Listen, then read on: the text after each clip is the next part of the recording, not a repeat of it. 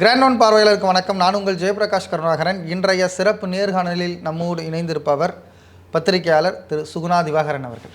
வணக்கம் சார். வணக்கம் சார். 2018 நிர்மலா தேவி அப்படின்ற ஒரு பேராசிரியர் மாணவிகளை தவறாக வழி நடத்துகிறாங்க. ஒரு அரசியல் முக்கியஸ்தருக்கு அந்த பெண்களை தவறுதலாக கூடுதலாக இருக்க வேண்டும் அப்படின்ற மாதிரியான ஒரு உந்துதலை பண்ணதாக குற்றச்சாட்டு எழுந்தது. இன்றைக்கு அதற்கான தீர்ப்பு வெளிவந்திருக்கு. குற்றவாளி என்று அறிவிச்சிருக்காங்க. கல்விக்கூடங்களில், அது கல்லூரிகளில், இந்த மாதிரியான இடங்களில் பெண்களை தவறாக நடத்துறது அல்லது பெண்களுக்கான அந்த பாலியல் சீண்டல்கள் தொடர்ந்து நடந்துகிட்ருக்கு. பேராசிரியர்கள் மூலமாகவும் மற்ற மாணவர்கள் மூலமாகவும். இந்த சூழலை நீங்கள் எப்படி பார்க்குறீங்க சார்? பொதுவாகவே கல்விக்கூடங்களாக இருந்தாலும் சரி அல்லது பணியிடங்களாக இருந்தாலும் சரி, பெண்கள் பாலியல் ரீதியாக சுரண்டப்படுவதுங்கிறது நீண்ட காலமாக இருந்து வரக்கூடிய ஒரு பிரச்சனை. இன்னும் சொல்லப்போனால் பெண்கள் வெளியில் வரக்கூடாது, வீட்டுக்குள்ளே இருக்கணும் அப்படிங்கிற சூழல்லாம் இன்றைக்கி உடைந்து இன்றைக்கி பெண்கள் பல இடங்களில் வந்திருக்கிறார்கள். நிறைய கல்விக்கூடங்களாக இருக்கட்டும் அல்லது பணியிடங்களில் ஆண்களுக்கு நிகராக, இன்னும் சொல்லப்போனால் ஆண்களை விட மேலே கூட உயரங்களுக்கு கூட அவர்கள் போயிருக்கிறார்கள். ஆனால் இப்போ அப்படி வெளியில் வரக்கூடிய பெண்கள் இருக்கக்கூடிய ஒரு மிக முக்கியமான பிரச்சனை என்பது இந்த பாலியல் ரீதியிலான சீண்டல்கள் தான். ஒரு பக்கம் பார்த்தோம்னா சாதி அமைப்புகள் பெண்கள் இப்படி வெளியில் வர்றது, அவங்க காதலிப்பதை கூட மிக மோசமானதாக பார்த்து அது தங்களுடைய சாதி தூய்மைவாதத்துக்கு எதிரானது, இனக்கலப்பு ஏற்பட்டுவிடும் அப்படிங்கிறதுனால அதை கட்டுப்படுத்தக்கூடிய ஒரு சூழல் இருக்கிறது அப்படிங்கிறத நம்ம பார்க்குறோம். அப்படி இருக்கும்போது இவ்வளவு பிரச்சனைகளை தாண்டி தான் ஒரு பெண் வீட்டை விட்டே வெளியில் வர வேண்டியதாக இருக்குது. ஒரு பெண் தன்னுடைய குடும்பத்தை விட்டு, தன்னுடைய சாதி அமைப்பை விட்டு, இந்த சமூகத்தினுடைய அழுத்தங்களை விட்டு, இதெல்லாம் விட்டு வெளியில் வர்றப்போ எவ்வளோ பிரச்சனைகளை சந்திக்க வேண்டி இருக்கிறது அப்படிங்கிறது. வழக்கமாக எல்லாருக்குமே ஒரு வேலையில் ப்ரெஷர் இருக்கும், இல்லை படிக்க போகிறப்ப ப்ரெஷர் இருக்கும். இதெல்லாம் ஆண்களுக்கான ப்ரெஷர் என்பது வேறையாக இருக்கிறது. இப்போ காலேஜில் போகிறோம், ஸ்கூல் போகிறோம்னா ஒரு எக்ஸாம் எழுதுறது அது தொடர்பான அழுத்தங்களை சந்திப்பது வேறு. பணியிடங்களுக்கு போகிறோம்னா நமக்கு சம்பளம் எவ்வளவு, நமக்கான சம்பள உயர்வு என்ன, வேலை நிச்சயமாக இல்லையா, சக ஊழியர்களுக்கும் நமக்கும் இடையில் இருக்கக்கூடிய உறவுகள் என்ன, இந்த பிரச்சனைகள்லாம் ஆண்களுக்கு உள்ள பிரச்சனை. இந்த பிரச்சனைகள் பெண்களுக்கு இருக்கிறது. அதோடு சேர்ந்து அவங்க கூடுதலான பிரச்சனை அப்படிங்கிறது ஆண்கள் மூலமாக வரக்கூடிய பிரச்சனைகளாக இருக்கிறது. தங்களுடைய சக ஆண்களாக இருக்கட்டும், அதுக்கு மேலே இருக்கக்கூடிய ஆண்கள் மூலமாக அந்த பிரச்சனைகள் வருகிறது அப்படிங்கிறத நம்ம பார்க்குறோம். இப்போ இதில் என்னன்னா ஆண்களை தாண்டி பெண்கள் மூலமாகவே பெண்களுக்கு பிரச்சனை வருகிறது அப்படிங்கிறது இன்னுமே கூடுதலானதாக இருக்கிறது. 2018 நீங்கள் சொன்னது மாதிரி இந்த நிர்மலா தேவி தொடர்பான முதல்ல அந்த விஷயம் வரும்பொழுதே பயங்கரமான அதிர்ச்சியாக இருந்தது. அதுவும் அவங்க அந்த மாணவிகளுக்கு அனுப்பிய மெசேஜ் இதெல்லாம் இதில் ஊடகங்களில் வந்தப்போ கடும் அதிர்ச்சியை ஏற்படுத்தியது. கிட்டத்தட்ட அவங்க என்னென்னா கன்வின்ஸ் பண்ணுறாங்க அந்த பெண்களை, மாணவிகளை. அந்த மாணவிகள் முதல்ல அச்சத்தோடு ஒதுங்குறாங்க. அவங்களை ரொம்ப கன்வின்ஸ் பண்ணாங்க, இதெல்லாம் தப்பே கிடையாதுமா, இன்னும் சொல்லப்போ உங்களுக்கு இதில் மூலமாக வருமானம் வரும் அப்படிங்கிற மாதிரிலாம் நிறைய கன்வின்ஸு. ஒரு பக்கம் என்னென்னா ஒரு தனிந்த குரலில் அவங்களை கன்வின்ஸ் பண்ணுறது, இன்னொரு பக்கம் மிரட்டல்கள். நீ இதை பண்ணலைன்னா உனக்கு இந்த மாதிரிலாம் நடக்கும் அப்படிங்கிற மாதிரியான மிரட்டல்கள், நெருக்கடிகள், அழுத்தங்கள் இதெல்லாம் இருக்கிறப்ப தான் கல்விக்கூடங்கள் குறித்தே ஒரு மிகப்பெரிய கசப்பான அனுபவங்களும் அது குறித்து நிறைய கேள்விகளுமே எழ ஆரம்பிச்சிருச்சு. ஏற்கனவே பார்த்தோம்னு சொன்னால் இப்போ பிஹெச்டி முடிக்கக்கூடிய மாணவிகளுக்கு அவங்களே கைடு தரக்கூடிய பாலியல் ரீதியான அழுத்தங்களை பற்றி நிறைய விஷயங்கள் வெளியில் வந்திருக்கிறது. இப்போ இது எல்லாமே ஒரு வழக்காக பதிவு செய்யப்படவில்லை அப்படின்னாலுமே கூட அரசல் புரசலாக பல விஷயங்கள் வெளியில் வருவது அப்படிங்கிறத நம்ம சென்னை பல்கலைக்கழகம் கூட ஒரு சுற்றறிக்கை விட்டுருந்தாங்க. வெளிநாடுகளுக்கு போகும்பொழுது பேராசிரியர்கள் இந்த கைடுன்ற அடிப்படையில் போகும்பொழுது அந்த பெண் ஆய்வாளர்களை கூட்டிகிட்டு போக தேவையில்லை அப்படின்ற மாதிரியான ஒரு சுற்றறிக்கை வந்திருந்தது. ஆமாம். இப்போ கிட்டத்தட்ட பார்த்தோம்னா இந்த நிர்மலா தேவியினுடைய வழக்குக்கு பிறகு நமக்கு இந்த கலாச்சேத்ராவுடைய பள்ளியில் நடந்த பாலியல் ரீதியிலான சுரண்டல்களாக இருக்கட்டும், இப்போ பத்மசாஸ்திரி பள்ளியில் நடந்த அந்த பாலியல் ரீதியிலான சுரண்டல்களாக இருக்கட்டும், இதெல்லாம் அதுக்கு பிறகு தான் வெளியில் வர ஆரம்பித்தது. அப்போ ஒரு புகழ்பெற்ற கல்வி நிறுவனங்கள், அதுவுமே சமூகத்தில் ஒரு உயர்ந்த சாதியினர், உயர்ந்த அந்தஸ்து உடையவர்கள் அப்படின்னு சொல்லக்கூடியவர்கள் நிர்வகிக்கக்கூடிய பள்ளிகள், கல்வி நிறுவனங்கள், அதுதான் எல்லாருக்குமே ரோல் மாடல். இந்த மாதிரியான ஒரு டிசிப்ளினான கல்வி நிறுவனங்களே எங்கேயுமே இருக்காது அப்படிலாம் சொல்லப்பட்ட இடங்களிலேயே பாலியல் சுரண்டல்கள் இருந்தது அப்படிங்கிறதெல்லாம் வெளியில் வர ஆரம்பித்தது. பழைய மாணவிகளுமே அந்த பாலியல் குற்றச்சாட்டுகள்லாம் வெளியில் வச்சாங்க. அப்போ நிறைய கேள்வி இவ்வளோ வருஷம் கழிச்சு வைக்கிறாங்க அப்படின்னு. ஆனால் இன்றைக்கி பார்த்தோம்னா சமூக வலைத்தளங்களை பொறுத்த வரைக்கும் ஒரு பக்கம் பெண்களை பாலியல் ரீதியாக சுரண்டுவதற்கும் பயன்படுகிறது, இன்னொரு பக்கம் தங்களுக்கு இழைக்கப்பட்ட அநீதிகளை அவங்க வெளிப்படையாக சொல்வதற்குமே பயன்படுகிறது. மீட்டு அப்படிங்கிற மூவ்மெண்ட்டே அதுதான். மீட்டு மூவ்மெண்ட்டு எப்போ அந்த பாலியல் ரீதியாக தாங்கள் சுரண்டப்பட்டதாக இருந்தாலுமே அது எத்தனை ஆண்டு காலம் கழித்தாலும் வேண்டுமானாலும் சொல்லலாம். அதை சட்டப்படி தண்டிப்பு இதெல்லாம் ரெண்டாவது பட்சம் தான். முதல்ல அவங்களை எக்ஸ்போஸ் பண்ணுறது, அப்படிங்கிற விஷயம் தான் இருந்தது. அப்போ ஒரு முன்னாள் மாணவி வந்து இவங்க அந்த பத்மஸ்ரீ சாஸ்திரி பள்ளியினுடைய ஒரு முன்னாள் மாணவி சமூக வலைத்தளத்தில் இந்த மாதிரியான விஷயங்களை சொல்கிறாங்க. அது இதில் இருக்கக்கூடிய கவனிக்க வேண்டிய நம்ம மிக முக்கியமான ஒரு பிரச்சனைனா, ஒரு பொண்ணு சொன்ன உடனே 10, 100, 1000ன்னு சொல்லி எக்கச்சக்கமான பெண்கள் ஆமாம் நானும் தான் பாதிக்கப்பட்டேன், எனக்கு அந்த பிரச்சனை இருந்ததுன்னு வெளிப்படையாக வந்து சொல்ல ஆரம்பிக்கிறாங்க. அப்போ எல்லா பெண்களுமே, அதாவது பாலியல் ரீதியிலாக சுரண்டப்பட்ட இந்த ஒடுக்குமுறைக்கு ஆளான எல்லா பெண்களுமே என்ன எதிர்பார்க்குறாங்கன்னா, யாராவது வாய் திறக்க மாட்டார்களா? அந்த ஒரு திறப்பு, அந்த ஒரு ஓப்பனிங் நடந்து விட்டதுன்னு சொன்னால் எல்லாருமே அதை பேசுவதற்கு தயாராக இருக்கிறார்கள் அப்படிங்கிறது தான். அதுக்கு பிறகு தான் வந்து தொடர்பாகவே தமிழ்நாடு அரசு நிறைய அதுக்கான வசதிகளும் ஏற்படுத்தி கொடுத்து, நீங்கள் வந்து எந்த அடையாளங்களுமே நீங்கள் வெளிப்படுத்த வேண்டியதில்லை, நீங்கள் இதெல்லாம் சொல்லலாம். பத்மஸ்ரீ பள்ளியாக இருக்கட்டும், கலாச்சார பள்ளியாக இருக்கட்டும், இந்த குழுவிட்ட வந்து நீங்கள் வந்து உங்களுடைய அடையாளங்களை வெளிப்படுத்தாமலே உங்கள் மீது நிகழ்த்தப்பட்டக்கூடிய பாலியல் ரீதியான சுரண்டல்களையே சொல்லலாம் அப்படின்னு பள்ளி பாடப்புத்தகத்திலே வந்து மாணவ மாணவிகள், ஈவன் நம்ம இதில் குழந்தைகள்னா ஆண் குழந்தைகளும் சேர்த்தே சொல்லலாம், 2 குழந்தைகளுமே வந்து பாலியல் ரீதியிலாக நீங்கள் வந்து உங்கள் மேலே ஏதாவது ஒரு அத்துமீறல் நடப்பதாக நீங்கள் வந்து நினைத்தால், உணர்ந்தால் இந்த எண்ணுக்கு நீங்கள் புகார் கொடுக்கலாம் அப்படிங்கிற மாதிரி விஷயம்லாம் வந்தது. அது வந்து இவ்வளோ பெரிய விஷயங்களுக்கு வந்திருக்கிறது. இதுக்கெல்லாம் முன்னாடி தான் நம்ம நிர்மலா தேவியுடைய வழக்கை நாம் பார்க்கிறோம். இப்போ நிர்மலா தேவி வழக்கிலுமே ஏதோ ஒரு பொண்ணு தான் வந்து தன்னுடைய அடையாளத்தை வெளிப்படுத்தாமல் முதல்ல இது வெளியில் வருகிறது. அதற்கு பிறகு தான் வந்து நிறைய விஷயங்கள் அது தொடர்பாக வருகிறது அப்படிங்கிறத நம்ம பார்க்கிறோம். அதில் மிக முக்கியமாக பார்க்க வேண்டியது, அவங்க அந்த கம்ப்ளைண்ட் கொடுக்கறதுக்கு முன்னாடி இது யார்கிட்டயும் நீ சொல்லிடாதன்ற ஒரு அழுத்தத்தை கொடுக்குறாங்க. சொன்னால் பெரிய பிரச்சனை வரும் உனக்கு அப்படின்ற மாதிரி அழுத்தது. அதையும் தாண்டி அந்த பெண்கள் வந்து அந்த வெளியில் கொண்டு வந்தது அப்படின்றது ஒரு பெரிய விஷயம். இந்த மாதிரி தன்னிச்சையாக வர பெண்கள் என்பது ரொம்ப குறைவு. ஆனால் கல்விக்கூடங்களில் பெண்களுக்கான பாதுகாப்பை உறுதி செய்வதற்கான ஒரு காலகட்டம் வந்துருச்சோ, அதை கூடுதல் ஆக்க வேண்டிய ஒரு சூழலுக்கு வந்துருச்சோ? இல்லை, கண்டிப்பாக இது வந்து பெண்களுக்குன்னு மட்டும் இல்லாமல் குழந்தைகளுக்கு எதிரான இந்த குற்றங்களை தடுப்பது அப்படிங்கிறது மிக மிக முக்கியமான ஒரு விஷயமாக நம்ம பார்க்குறோம். ஏன்னா நம்ம வந்து இந்த பாலியல் ரீதியான சுரண்டல்கள் அப்படின்னு பார்க்குறப்பயே பொதுவாக வந்து இந்த குழந்தை செயல்பாட்டில் என்ன சொல்கிறாங்கன்னா, பெரும்பாலான குழந்தைகள், அது ஆண் குழந்தைகளாக இருந்தாலும் சரி, பெண் குழந்தைகளாக இருந்தாலும் சரி, பெண் குழந்தைகளுக்கு அந்த ரேஷியோ அதிகம், ஆண் குழந்தைகளுக்கு மிக குறைவாக இருக்கலாம். பெரும்பாலும் அவங்களுக்கு எதிரான முதல் பாலியல் குற்றம் அப்படிங்கிறது அவங்களுடைய குடும்பங்களில் தான் நிகழ்கிறது அப்படின்னு சொல்கிறாங்க. அவங்களுடைய குடும்பம்னா அவங்க பிறந்த குடும்பமாக இருக்கலாம், அவர்களை சுற்றி இருக்கக்கூடிய உறவினர்களாக இருக்கலாம். இங்கே தான் முதல்ல அந்த குற்றங்களை அவங்க முதல்ல சந்திக்கவே ஆரம்பிக்கிறாங்க. அதுக்கப்புறம் தான் அவங்க வந்து கல்விக்கூடங்கள்லையோ அல்லது பணியிடங்கள்லையோ இப்படிலாம் சந்திக்க ஆரம்பிக்கிறாங்கிறது. ஒரு இடத்துல பெண்களுக்கு அது ஒரு பழகிப்போன ஒரு விஷயமாக மாறிவிடுகிறது. அதாவது எங்கே போனாலுமே நமக்கு எதிராக ஏதோ வகையில் நமக்கு எதிரான ஒரு சுரண்டல், ஒரு சீண்டல்ங்கிறது இருந்து கொண்டே இருக்கும். பஸ்ஸில் போனாலும் சரி, ட்ரெயினில் போனாலும் சரி, ஒரு இடத்துல வேலை பார்க்க போனாலும் சரி, இங்கே இருந்து கொண்டே இருக்கும் அப்படிங்கிற மாதிரியான ஒரு விஷயத்துக்கு அவங்க பழகி போயிடுறாங்க. அதை வந்து ஒரு கட்டத்தில் வந்து இப்போ பஸ்ஸில் போகிறாங்கன்னா ஒரு 10 பேர் இடிப்பாங்க, ஒரு கோயிலுக்கு போனால் கூட இடிப்பாங்கங்கிற ஒரு சூழல்லாம் வந்து அவங்களுக்கு தெரிகிறது. இதெல்லாம் ஒரு கட்டத்தில் அட்ஜஸ்ட் பண்ணிவிட்டு ஒரு கட்டத்தில் தாங்கவே முடியாதுங்கிற ஒரு சூழலில் தான் வந்து பெண்கள் வெளிப்படையாக வர வேண்டிய ஒரு சூழல் இருக்கிறது. இது வந்து போன தலைமுறை பெண்கள். இந்த தலைமுறை பெண்கள் அந்த முதல்கட்ட அந்த ஒரு அட்ஜஸ்ட்மெண்ட் அப்படிங்கிறது கூட அவங்க வந்து செய்வதற்கு தயாராக இல்லை.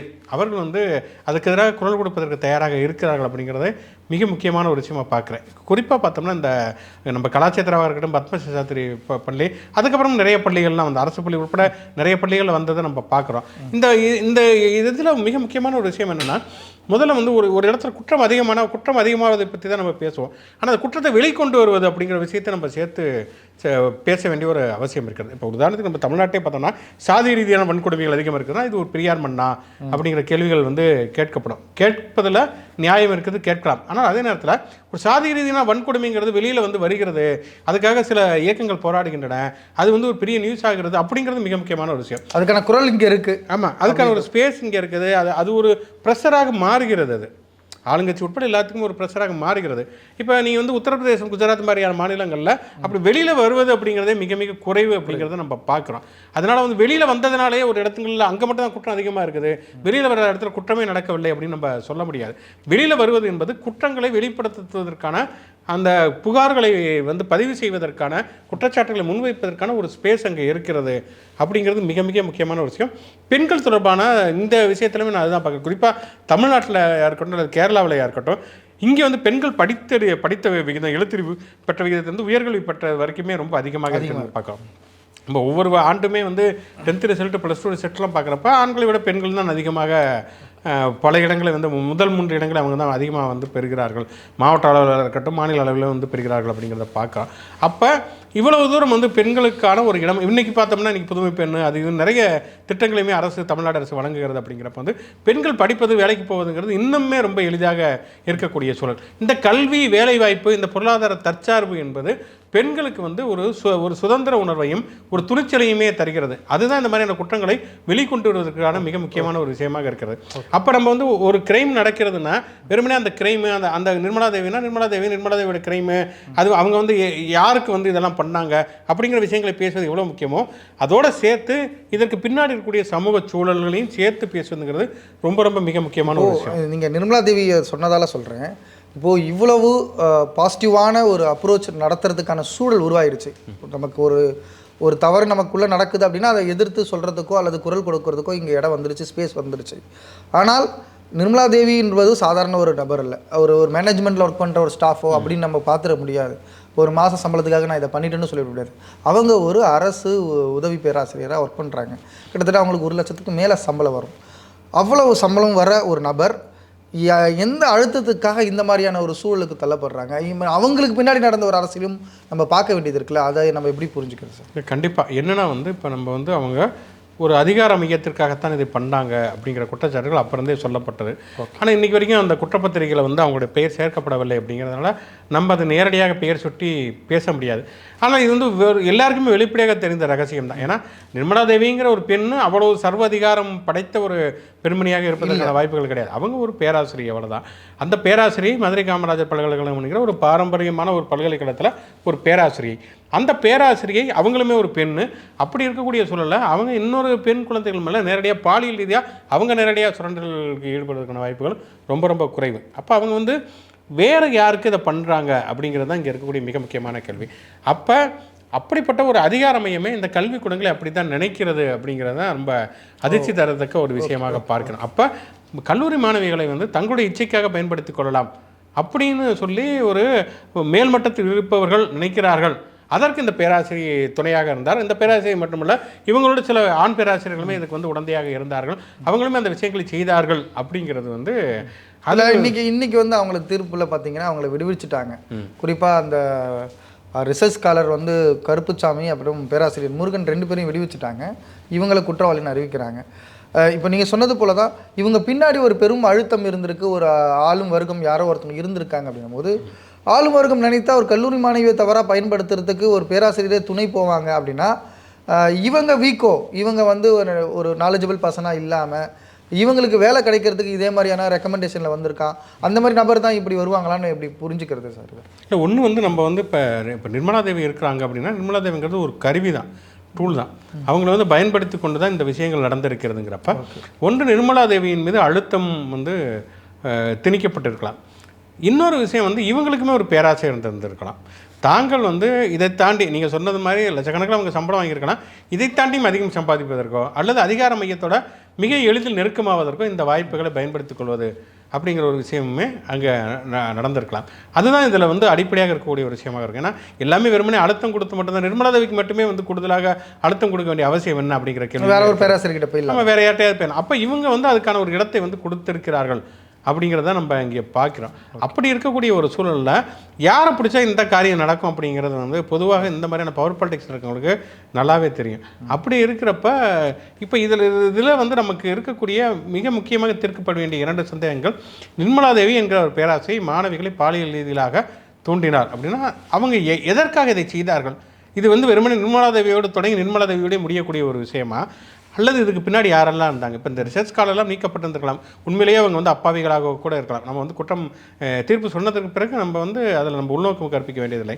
சரி, ஓகே. ஆனால் வெறுமனே நிர்மலா தேவிங்கிற ஒரு தனிப்பட்ட நபர் மட்டுமே இதை பண்ணியிருக்க முடியுமா அப்படிங்கிற ஒரு கேள்வி. அப்படி அவங்க தனிப்பட்ட முறையில் அவங்க மட்டுமே பண்ணலை அப்படின்னு சொன்னால் வேறு யாரெல்லாம் அவர்களுக்கு துணையாக இருந்தார்கள்? இதற்கு பின்னாடி இருந்தவங்க இதனால் பலன் பெற்றவர்கள் யாருக்காக இதை செய்தார்கள்? இவர்கள் இதை செய்தார்கள் என்பது மட்டுமல்ல, யாருக்காக செய்தார்கள் அப்படிங்கிறது ஒன்று. ரெண்டாவது, நிர்மலா தேவிங்கிற ஒரு விவகாரம் நமக்கு வெளியில் வந்ததுனால நமக்கு தெரிந்திருக்கிறது.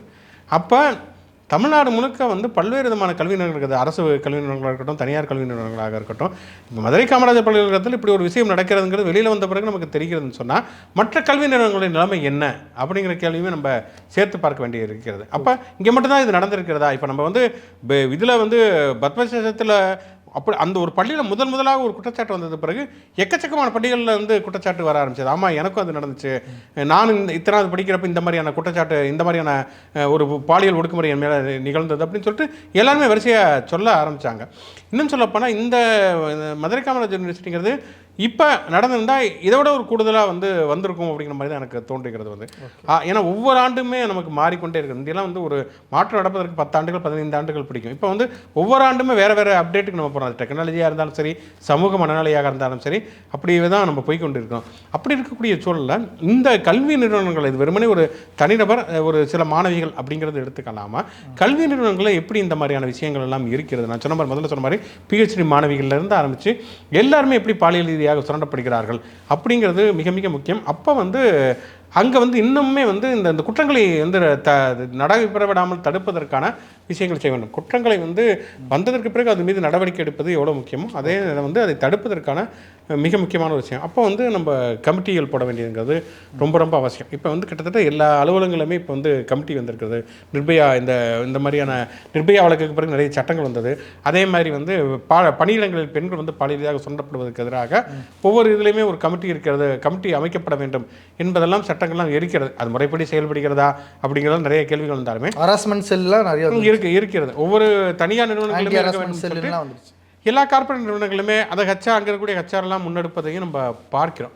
அவங்க வந்து இத்தனை கால இடைவெளியில் வந்து கூடணும், இந்த மாதிரியான விஷயங்கள்லாம் இருக்கிறது.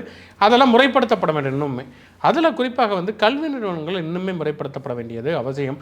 குறிப்பாக வந்து இதில் பாதிக்கப்பட்டவர்கள், அது பெண்களாக இருந்தாலும் சரி, ஆண்களாக இருந்தாலும் சரி, தங்களுடைய அடையாளங்களை வந்து வெளிப்படுத்தாமல் இந்த மாதிரியான புகார்களை முன்வைப்பது அப்படிங்கிறதுக்கான ஒரு வசதியை ஏற்படுத்த வேண்டியது மிக மிக முக்கியம். கட்டாயம் சார். இந்த நேரத்தில் இந்த மாதிரியான தீர்ப்பு என்பது இது ஒரு உந்து சக்தியாக பார்க்கலாம், இது ஒரு தொடக்க புள்ளியாக பார்க்கலாம், அந்த இடத்துக்கு போகலாம். இதுக்கு கண்டிப்பாக அதுதான் நீங்கள் வந்து சமூகத்தில் வந்து எந்த ஒரு தீர்ப்போ அல்லது ஒரு செயல்பாடு அப்படிங்கிறது அடுத்த கட்டத்திற்கு சமூகத்தை நோக்கி நகர்த்த வேண்டும்.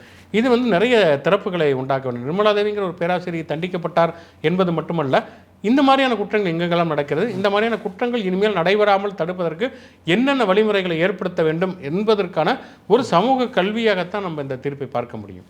பார்ப்போம் சார். மிக தெளிவான பார்வையை முன்வைத்தீங்க. உங்கள் நேரத்திற்கும் உங்கள் கருத்துக்கும் மிக நன்றி. நன்றி.